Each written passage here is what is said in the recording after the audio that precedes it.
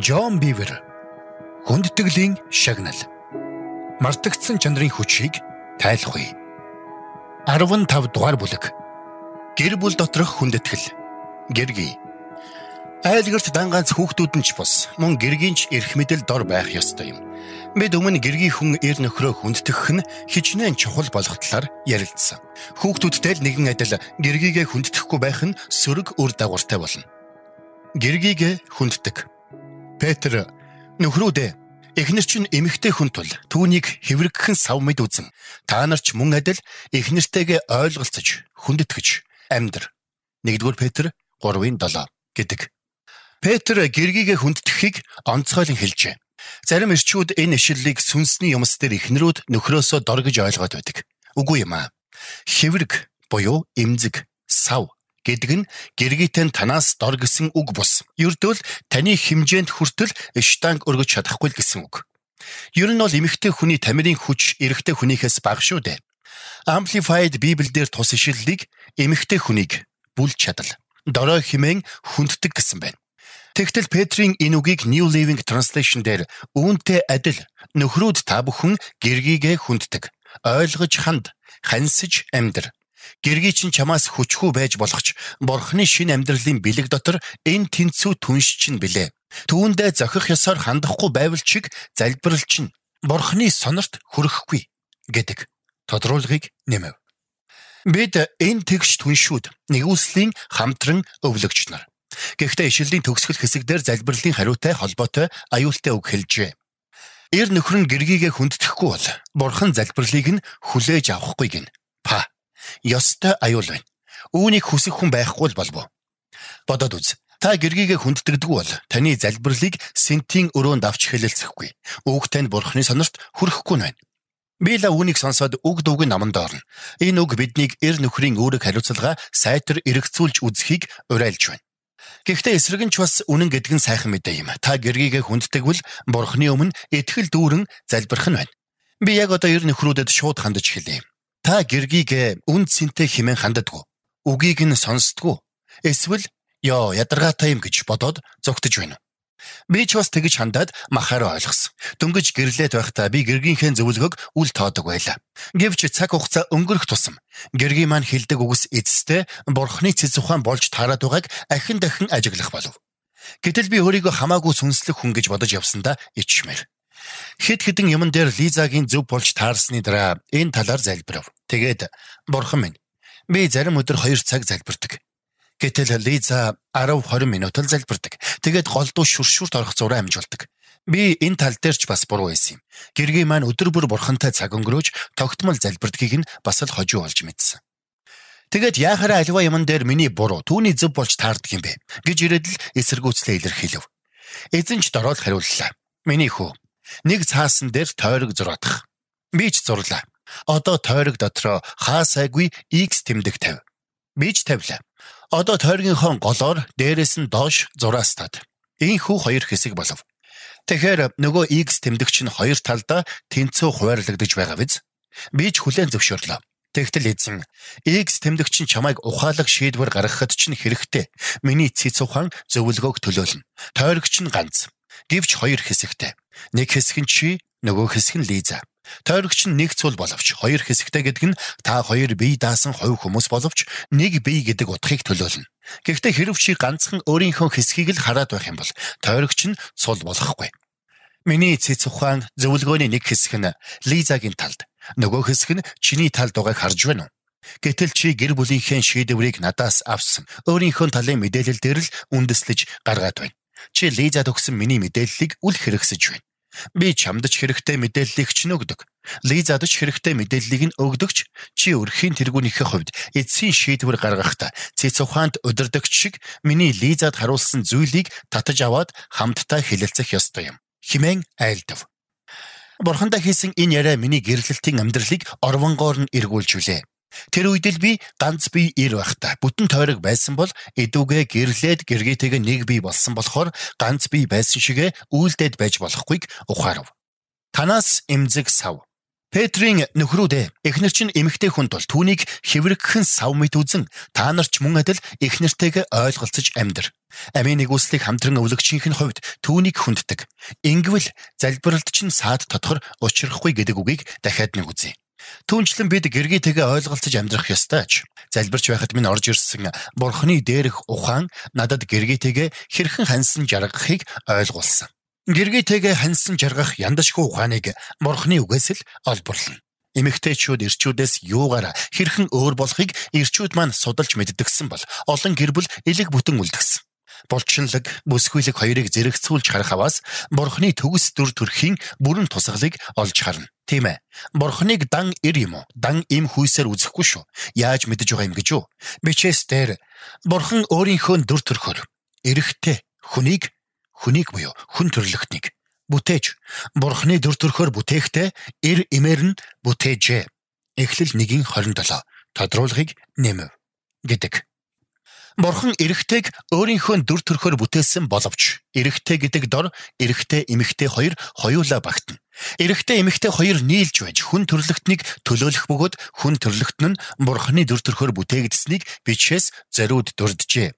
Тиймээс л Паул гэвч эзэн дотор эр хүнгүүгээр эм хүн гэж үгүй бөгөөд эм хүнгүйгээр эр хүн гэж үгүй юм. 1-р Коринт 11:11 гэжээ. Петрийн үгээ дахин үзэхүүл тэрбээр эрэгтэй хүн гэргийгээ хоёр замаар хүнддэхийг хэлжээ. 1-дүгээрт эмзэгхэн сав мэт, 2-дүгээрт нэгүслийн амьдралын хамтран өвлөгч мэт. Эхлээд 1-дүгээрхийг нь товч авч үзье. Бид гэргийгээ эмзэгхэн сав мэт хүндэтгэх ёстой. Энэ нь яг хатагтай шиг хандах ёстой гэсэн үг. Эрчүүд хүчтэй бөгөөд энэ хүчээрээ гэргийгээ хамгаалах ёстой юм. Энэ заавар нь хаалгууд онгойлгож өгөх, зоогийн газар суудал тавьж өгөх, бүдүүлэг хүмүүсээс хамгаалах гэх зэрэг наад захын юмстаж хамаарна. Эр нөхөр гэдэг гэрийн тэргүүн учраас гэргийгээ эрхэмлэх ёстой. Энэ нь онцгой хүлээн авалтад нэг нь л шинэ хувцас авах мөнгө байгаа нөхцөлд өөртөө биш эхнэртээ авч өгөх шийдвэр дээр зогсно гэсэн үг. Амралтаа өнгөрөх газраа сонгох үедээ та нэг газарт, гэргийтэй нь өөр газарт дурлаж байгаа бол түүний хэрэл бол хаанчлал дотор удирдах гэдэг нь ноёлох бас үйлчлэх явдал шүү дээ. Эр нөхрийнхөө хувьд та цорын ганц нөхцөлдөл гэргийнхээ шийдвэрийг хоёрдугаарт тавих ёстой. Шийдвэр тань гэр бүл Бурхны хаанчлалд хамгийн зөв сонголт гэдгийг баттай мэдэж байгаа үед л. Босод тохиолдолд ямагт гэргийнхээ хүслийг өөрийнхөө хүслээс дээр тавьж бай. Та гэргийнхээ дээр удирдагчаар томилогдож, түүнийхээ төлөө амиаж зориулахад бэлэн байх ёстой нэгэн шалтгаан энэ үлээ. Энэ бол гэргийгээ хүндэтгэх явдал. Та өрөөгдөж шагнуулах бөгөөд залбиралч нь хариултаа хүлээн авна. Хамтран өвлөгч. Петрийн хэлснээс үзвэл бид гэргийгээ хүндэтгэх ёстой нөгөө гоц шалтгаан нь тэрбээр нэгүслийн амьдралын маань хамтран өвлөгч юм. Та эрэгтэй учраас Бурхны өмнө давуу эрх эдлэхгүй. Эрэгтэй хүн илүү гэдэг энэ худалд зарим итгэгчид үнэн голоосоо итгэдэг бөгөөд үнэхээр хүгэн юм. Энэ худалд итгэдэг шовинист эрчүүд хожим Бурхны сэнтийн өмнө зогсоод тайлан тооцоогоо тавина. Би ч 20 жил аялан үйлчилж хажуугаар нь бичээст суралцахдаа эмэгтэйчүүдийг эрэгтэйчүүдээс дорд үздэг гэр бүл чуулганаас Бурхан тааллаа татдаг болохыг тодорхой харсан билээ. Үнэн дээр тэнд сүнсний дарлал, дарамт, хүлээсэл тогтох. Бид өөрөөсөө зарим нэг зүйлийг асуух ёстой. Яагаад зарим чуулган удирдах багтаа эмэгтэй хүнийг оруулдаггүй вэ? Яагаад эмэгтэй хүнд бүтэн сайнны өглөө үйлчлэхийг зөвшөөрдөггүй вэ? Яагаад зарим чуулган эмэгтэй хүнийг пастрийн багтаа оруулдаггүй вэ? Яагаад удирдлагад ээжийн дуу хоолойгоос илүү аавын дуу хоолой зөнгөлнө вэ?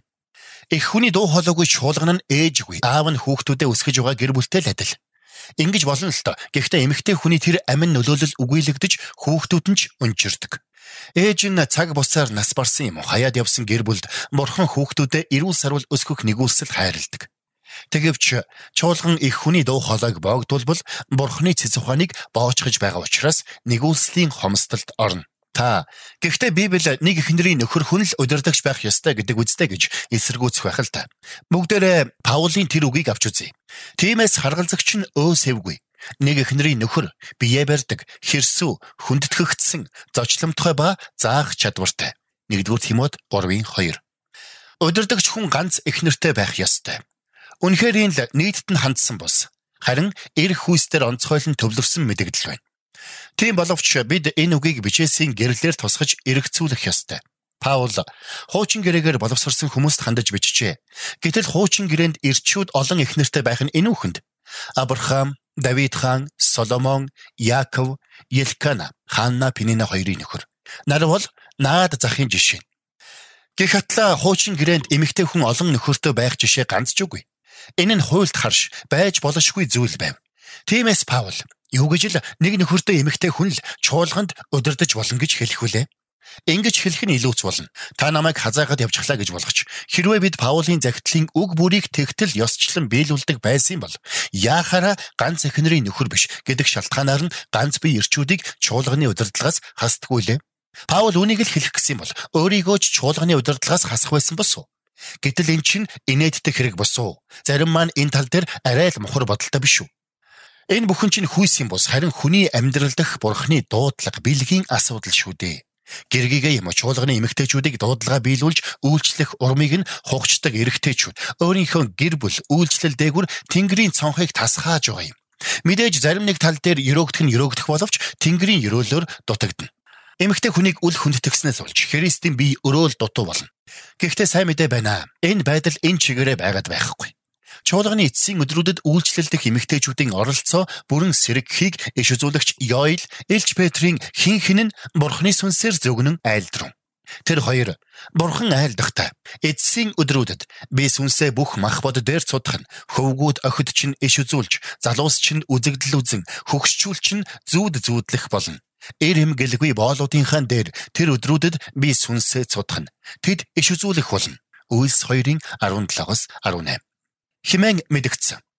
Эрэгтэйчүүд эмэгтэйчүүдийн хин нь Бурхны үгийг тунхаглах нь байна. Үүнийг Магтаалч хэлсэн. Эзэн тушаал буулгадаг. Мэдээ тунхаглагч эмэгтэйчүүд олон. Дуулал 68:11. Бурхны үгийг онцгойлон хэн тунхаглана гэж байна?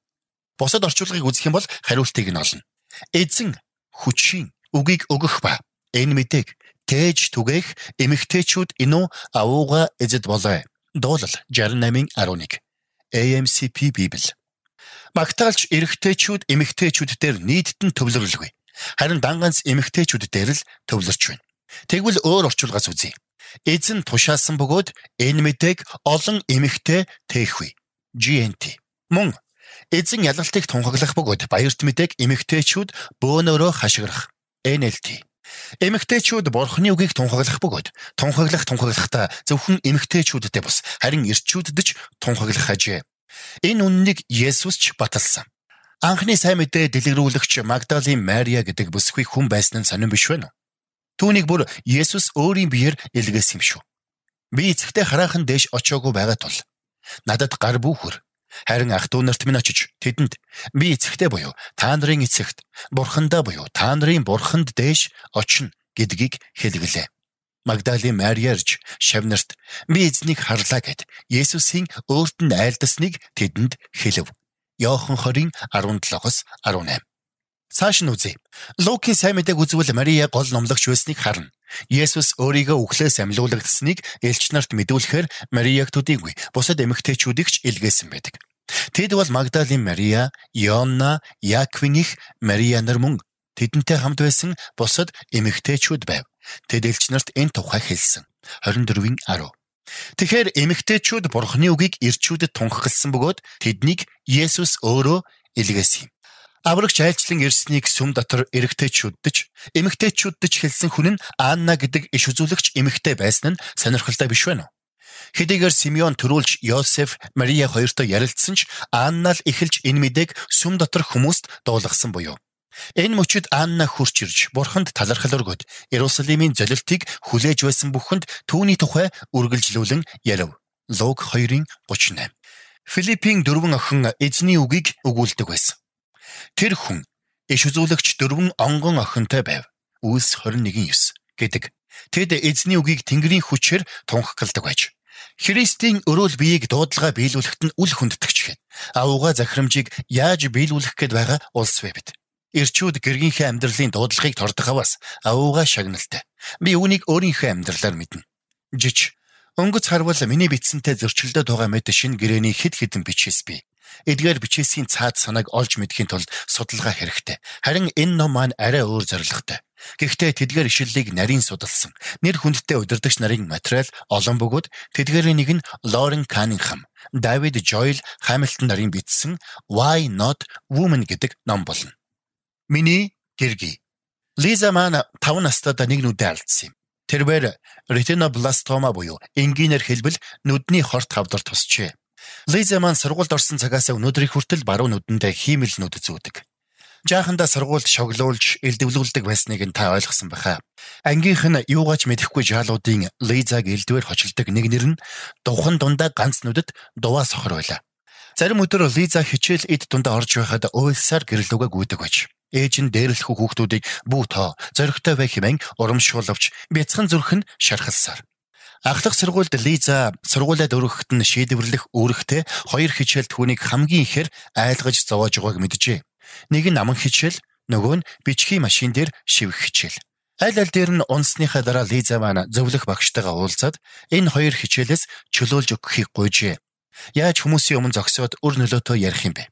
Орон зайн баримжааны мэдрэмжээ алдсан учраас бичгийн машин дээр бичих ямар ч боломжгүй байжээ.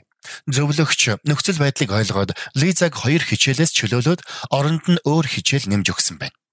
Лиза маань коллеж төгсөх үедээ Есүс Христэд итгэснийг би өмнө ярьсан. Төдөлгүй бид 2 гэрлээд Даллас руу нүгээд тентхийн маш том чуулганд явдаг болов. Тэр үед Лиза маань маш бүрэг дотгошоо байлаа. Чуулганы эмэгтэйчүүд түүний зам байдлыг бие тоосон яравгар гэж дүгнэв. Гэтэл хэрэг дээрээ тэрбэр тис өөр хүн байлаа. Лиза нүдэ авахулсан явдал түүнээсээ болж сургуульд элэг дог болсон явдлаас ургасан зүсэн зүйлийн айдастай зөрчилдөж байсан. Шинэхэн гэр бүлээ босгох гэж хоёулаа ажиллах хэрэгтэй байсан болохоор Лиза гоо сайхны бүтээгдэхүүний фирмд худалдааны зөвлөхийн ажилд орсон юм. Би зарим нэг хичээлд нь суухдаа гэргийн маань энэ талбар дээр бэлэгтэй бөгөөд бүтээгдэхүүнээ маш сайн мэддэг болохыг нь ойлгосон юм. Гэтэл Лиза сүрдэж байв. Бүтээгдэхүүнийхээ талаар хүмүүст ярихаас айдаг байсан болохоор түүнийг хүмүүстэй харилцаа үүсгэж танилцуулга хийх боломжийг нь нээж өгөх үүргийг би гүйцэтгэдэг байлаа. Жилийн дараа Далласын томоохон ихтлгүүрээр хисч явахдаа би Лиза чи гоо сайхны барааны худалдагчийн орон тоонд нь анкета бөглөөд үз. Гоо сайхны бараа О ангисыг тавих тал дээр чи ямар ч худалдагчийг дагуулахгүй гэлээ. Лиза намайг буруу ярьж байна хэмээн маргаад өнгөрсөн ч тэр 7 хоногоос тус дэлгүүрийн өөр тасагт ажиллаж эхэлсэн бөгөөд хаалгаар орж ирэх тоолонд нь миний хэлсэн үг чихэнд нь хангинах болжээ. Тиймээс нууцаар явж очиод анкета бөглөөд өгчихсөн чинь ажилд орчихж. Лиза Элизабет Арден гоо сайхны брендийн төлөөлөгчөөр ажиллах болов. Өмнөх худалдагч нь нэлээд зүдэрдэг байсан юм санаж. Гэтэл Лиза орж ирээд л хэдхэн 7 хоногийн дотор бүх барааг нь зараад дуусгачихсан байна. Нэг өдөр лангуун дээр нь гар цүнхний пад хийх чимээ гарахаар нь хартал компанийнх нь гүйцэтгэх захирал байв. Тэрээр Лиза хамт өдрийн хоолнд орно. Одооноос чи худалдагч хийхгүй гэжээ. Гүйцэтгэх захирлынхаа шаардлагаар Лиза маань ажлын ярилцлагад ороод Даллас, Форт Уортийн 16 дэлгүүр, Шинэ Мексик дэх 1 дэлгүүр, Оклахома дэх 1 дэлгүүрийг хариуцсан худалдааны зохион байгуулагчийн орон тоо руу дэвшив. 2 ч хүрэхгүй жилийн дотор дахин компанийнхаа сурталчилгааны төлөөлөгч болтлоо дэвшээд 8 мужийг хариуцсан ажиллах болсон юм. Тэрээр өндөр цалин, дээрэс нь янз бүрийн хангамж хүлээн авах болсны дунд компанийнхаа Ford Thunderbird гэдэг цоошин машиныг хөлөглөн давхих болсон юм. Тэр өндөр цалингийн үр ашигыг өөр бас хэн эдлэх үү? Мэдээж би. Энэ ч л хүндэтгэлийн шагнал байхгүй юу? Хэдэн жилийн дараа манайх Флорида руу нүүсэн бөгөөд тэнд би маш том чуулганы залуусын пастораар үйлчлэх болсон юм. Хэдэн сарын дараа би залуустаа дараагийн 7 хоногт миний оронд Лиза үйлчлэнэ гэж хэлв. Эзэн Лизад маш их зүйл өгсөн бөгөөд тэрээр гэртээ зааж харилцаж чадаж байгаа бол хэсэг хүмүүсийн өмнө ч чадна гэдгийг нь мэдэж байлаа. Миний зарлал томоохон эсэргүүцэлтэй эхэлснийг хэлэх юм. Залуусын зүгээс бос харин Лизагийн зүгээс ирсэн эсэргүүцэлтэй. Тэрээр чи ямар дураалаа юм? Би тэр залууст чинь үйлчилж чадахгүй. Би юугаа хэлэх юм? Гэдэл бүтэн 7 хоног эсэргүүцлээ илэрхийлв. Би ч өөдөөс нь чи чадна. Бурхан туслана хэмээн батлан хэлэхээс өөр юм хийсэнгүй. Би Лизад байгаа бэлгийг харсан учраас тэр бэлгийг ажиллагаагүй байлгахыг хүсээгүй юм. Лиза 7 хоногийн дараа номлосон. Номлохдоо маш мундаг номлов. Залуус маань ч Лизагийн номлолд хөөрөв. Энэхүү манай хүн эх хэдэн сарын турш хэдэн удаа номлов. Гэхдээ тухай бүр нөгөө л эсэргүүцлээ илэрхийлнэ. Тухай бүр би мэддэг чаддаг бүхнээ заачгсан гэж маргана. Тэгэхээр нь би инегээд найз нь 7 хоног бүр номлодог. Тэгээд шинэ 7 хоног бүр бурханд найддаг гэж хэлдэг байлаа. Энэ үг маань нэг их тус болохгүй. Гэхдээ Лиза номлох бүрийдээ улам л баялаг болоод байдаг байлаа. Залуус маань ч түүнд хайртай гэж жигтэх.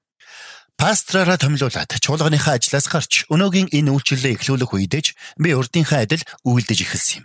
Жижиг конференц чуулган дээр номлохдоо хаяа Лизад урдчилж хэлэлгүйгээр дараагийн хичээлийг Лиза заана гэд зарлаж орхино. Анх ийм хэрэг үйлдэхэд маань Лиза дэлбэртлээ уралсандаа шүнжин намайг унтуулаагүй юмдаг. Яахаараа би чиний хичээлийг заадаг юм. Энэ чинь чиний залуусын цуглаан биш. Харин өөр чуулганы хүмүүс. Энэ миний биш. Чиний ажил гэдэл. Тэгснэ дараа намайг өнгөрсөн хичээл дээр юу заасныг минь асуув. Учир нь Лиза намайг зааж байх хойгоор хүүхдүүдэд унтуулах гээд өрөөндөө байсан болохоор мдээгүй өнгөрч. Тэгээд хариултал бүр сүйд болов. Чи оройн цуглаан дээр миний мэддэг ганц сэдвийг заачихч. Маргааш өглөө би тэгэд юугаа заах юм бэ гэдэл. Ийм маягаар үүрийн 3 цаг хүртэл маргав.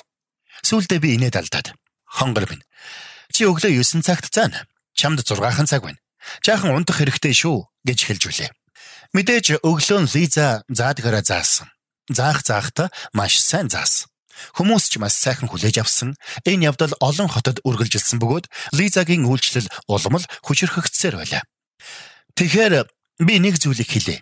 Энэ бүхэн Лизад амархан байсан уу гэвэл үгүй юм. Лиза анх оюутан ажилчин залууст номлосон бөгөөд тэдний дунд байсан багахан тооны ирчүүд эмэгтэй хүний номлолыг сонсохгүйгээ илтэд илэрхийлэн сүр сар хийсээр орхиж гарч үлээ. Тэр үед Лиза өөрөө ч тэднийг дагаад гарчихмаар байсан гэдэг. Лиза хизээж хүмүүсийн өмнө гарч тодорхыг хүсээгүй. Зүгээр бурханд дуулуурт тайтал үүнийг хийсэн билээ. Ном бичих тал дээрч дээрх явдал давтагдсан түүхтэй. Намайг 3 ном бичихэд Лиза хянан тохиолдуулдаг байв. Би ч Лизаг бэлэгтэй зохиолч болохыг нь ойлгосон бөгөөд Сатаны өрх гэдэг 3 дахь ном маань үндэсний шилдэг борлуулалттай номоор шалгарсан юм. Би хэвлэлийн компанитайгаа уулзаад гэргийн маань хэрхэн бурхан түүний амьдралыг зарим талын айдас хүлээсээс чөлөөлсөн талаар ном бичиж чадна. Та энэ талаар Лизатай ярилцах хэрэгтэй байх. Гэхдээ надаар дамжуулж биш, шууд өөртөө ярилцаарай гэж хэлсэн юм. Хэдэн 7 хоногийн дараа хэвлэлийн компани ажилтан манай гэрт ирэв. Гэтэл Лиза түүнийг надтай биш өөртөө нь уулзахаар ирснийг мэдсэнгүй. Тэр над руу "Жон гой, энд юу болоод байна" гэх шиг л харав. Тэр хүн Лизад зүрхэндээ байгаа санаагаа ажилтнанд нь тайлбарлаж, ярилцах цаг товолж өгөөд хэсэгхэн хугацааны дараа "Таны зүрхэнд ном болгож, түмэнд түгээх хэрэгтэй амин чухал үг байгаа" гэж нөхөрч нь хэлсэн юм л да. Тантай ярилцаад би ч бас тэгэж бодлоо гэж хэлсэн юм. Өнөөг хүртэл Лиза маань олон ном бичсэний дунд зарим нь Нью-Йорк Таймс тэргүүтээ олон газрын шилдэг борлуулалттай номоор шалгарсан билээ. Лиза маань номынхаа нөлөөллөөр дайин дэлхийн үе олон хүнд хүрсэн. Эдүгээ тэр бээр жил бүр хэдэн 10 мянган хүний өмнө гараад зааж байна. Бодоод үз. Ярих, бичих чадвараараа тэнцэлгүй хасагдж явсан түүхтэй тэр охин өнөөдөр өдөр тутам юу хийж явна? Тайз, зурагт зэрэг олон янзын сувгаар мянган хүнд номлож дээрээс нь ном бичиж явна. Үүнийгээ хэрхэн хийж байна? Тэрбээр бурхны нэгүслийн хүчээр айдастайгаа нүүр тулжээ. Бурхны охиндоо өгсөн бэлгийг нь олж хараад хүндтгсэн нөхрийнх нь түлхэлтээр өнөөдөр олон хүний амьдрал өрөөгдөв. Тэгвэл чуулган дах эр нөхрүүд бүгдээрээ гэргийгээ хүндэтгээд эхэлбэл юу болох вэ? Би гэргийгээ хүндтгснийгээ хариуд ямар шагнал авсан? Тоочж гүйцээхийн аргагүй олон бий. Лизагийн амьдрал дан үйлчлэл гэлтгүй. Бүх тал, бүх төвшөндөө цэцгэлсэн. Хүн чөлөөлөгдсөн л бол үнэхээр чөлөөлөгддөг. Миний амьдрал дээрх нэгүсэл Лизад үүд нээж өгсөн шиг эдүгээ түүний бэлэгч надад ижлийг үйлдэв. Лизагийн ачаар надад дэлхийд даяар чухал үүд нээгдсэн юм. Хэдэн газрын удирдагч нар намайг урихтаа "Гэргий тань эмэгтэйчүүдэд маань ер бусын хүчтэй нөлөөлсөн болохоор бид таныг урих ёстой байлаа" гэж хэлж үлээ. Өөр нэгэн шагнал нь би сэтгэл дүүрэн бүсгүйтэй хамт амьдарч байна. Амьдралд нь хандсан бурхны дуудлагыг биелүүлээгүй хүн бурхны үйлдүүлэхээр бүтээсэн тэр зүйлийг нь илэрхийлж амьдрахгүй учраас зүрх нь хүндүртэй, дарамттай явдаг. Харин та бурхны хүсэл дотор байгаа бол түүний ачаа нь хөнгөн. Матай 11:28-30 хэмээн Есүс айлдрун. Хэдийгээр дайралт улмал томорч, улмал олширвч бурхны төлөө түүний төлөвлөгөө дотор багтаж хөдөлмөрлөх нь зовлонгүй бөгөөд ер бусын жаргал тээдэг юм. Гэргий маань Бурхны охин, гэргий, ээж, сайн мэдээний үйлчлэгчийнхээ хувьд улам л аз жаргалтай, улам л эрч хүчтэй болсоор. Эдгээр бүтцийн аль нэг нь гачигдвал бусад тал нь дагаад зүдэрдэг. Гэргий маань амьдралаа зөв ирэмблэх тал дээр ихэд анхаардаг бөгөөд гэр бүлээ үйлчлэлээсээ дээгүүр тавьдаг болохоор гэр бүл маань ээжигээ аялж дуудлага биелүүлээрэ хэмээн илгээх үед бидний дээр юр бусын нэгүүлсэл оршдог билээ. Амьдралд маань хандсан Бурхны дуудлагыг биелүүлснээр гэрлэлт маань хизээч ийм дүүрэн, хайр маань хизээч ийм бат бөх байсангүй. Лиза Бурхны үгийг тунхагсны хамгийн авуугай шагнал бол мөнхөд өөрчлөгдсөн хэдэн зуун мянган хүний амьдрал гэж би итгэдэг. Хожмын өдөр бид Бурхны сэнтийн өмнө Лизагийн ажил хөдөлмөрийн зах хязгааргүй үр нөлөөллийн хүчийг харна. Нэг удаа би хөвгүүдээсээ "Хөвгүүдээ, аав ээж нь байн гаялж байгаа нь та нарт ядаргаатай байна уу? Ямар нэг юм алдчихсан юм шиг санагдаж байна уу? Эсвэл өөдрөгөр хараад дайны дэлхийн гачигдж дутагдсан хүмүүсийн амьдралд аав ээжигээ өгснөөрөө өөрсдийгөө энэ үйлчлэлд оролцож байна гэж боддгоо?" гэж асуусан юм. Ууган маань төрүүлж хариулв. Бид үүнийг үйлчлэлд оруулж байгаа хувь нэмрээ гэж боддог. Хаанчлалын хүмүүст бид ингэж л тусалж чадах байх. Бусд нь ч зөвшөөрчүүлээ. Тэр үед Лиза бид хоёр бие биерүүгээ хичнээн жаргалтай харсан гэж санана. Өөрийг нь зүгээр л дагаж угаад зарцнаар дээрээ Бурхан ямар авууга нэгүүлсэл буулгадгийг бид ухаарч үлээ. Хөвгүүд маань энэ амьдралдаа төдийгүй Христийн шүүх сэнтийн өмнө авууга шагнал хүлээж авна. Хүндэтгэлийн шагналыг үзэх юутай сайх. Бид анхандаа харддаггүй байлаа. Гэхдээ Бурхны үг "Хэрэв чи өөрийн Бурхан эзэнд дуулууртай байж миний өнөөдөр чамд тушааж буй түүний бүх тушаалыг хичээнгүйлэн дагаж мөрдвөөс эзэн Бурхан чинь чамайг газар дэлхий дээрх бүх улс үндэстний дээгүр өндөрт тавина. Хэрэв чи өөрийн Бурхан эзэнд дуулууртай байвал энэ бүх ёроол чам дээр бууж чамд хүрнэ." Дэд хууль 28:1-2 химэн амласан шигээл нэг л мэдхнэ биднийг эзлээд авсан билээ. Бид шагнал авахын төлөө л хүнддэгдэг юм биш. Бурхан ийм зүрх сэтгэлтэй бөгөөд бид үүнд нь дуртай учраас хүнддэгдэв юм. Гэхдээ шагнал нь үр ургахаараа ургац авчирдагтай л адил баталгаатай. Бүхий л жинхэнэ хүнддэглийг шагнал дагалдана. Тиймээс нөхрүүдээ цаг буалд гэргийгээ хүнддэхүйг амьдралаа болго. Тэгвэл гэргийгээрээ дамжуулан Бурханаас зүүдэлж яваагүй шагналаа хүлээж авна шүү. Та Джон Биврийн хүндтгэлийн шагнал мартагдсан чанарын хүчийг тайлбар номын 15 дугаар бүлгийг сонслоо.